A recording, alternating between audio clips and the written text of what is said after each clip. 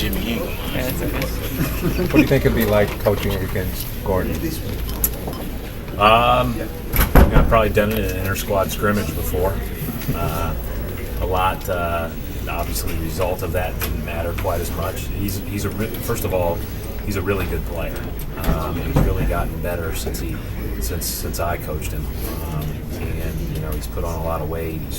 He can create his own shot. He almost sent the Phoenix game into overtime just on a right-hand pickup from three where he just lost his guy at the top of the key. He can go right, he can go left. He's good. He's good, and I know what his makeup is, and that's the highest level. When you're talking about all that stuff, it's a pretty good player. How often do you think of that half-court shot in the finals? No, hardly ever. I think obviously, I felt bad for him because the immortalized shot of his banks off the rim. The one that they show every single March, and the only reason I think about it is because I see it when I turn on the TV. But my memories of him as a player were, his growth, how far he came in a short amount of time, and how many big plays he made, to take us to really uncharted waters. Is there any difference? We're only 4 games into the season, but does the losing, get to you, especially for a guy who's not used to losing? Yeah, it gets to me, but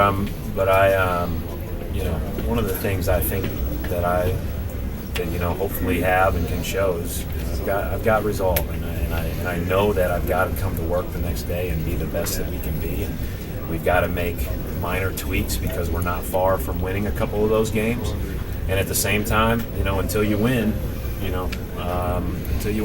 are far.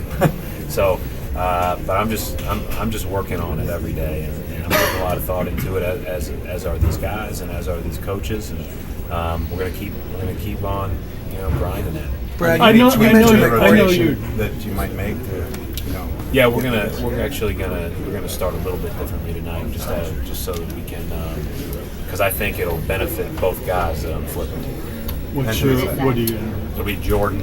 Jordan will be at the point, and we'll move Avery, and Avery and Jordan will play the point together, and then we'll have Jeff Green as our starting 3 to bring Gerald off.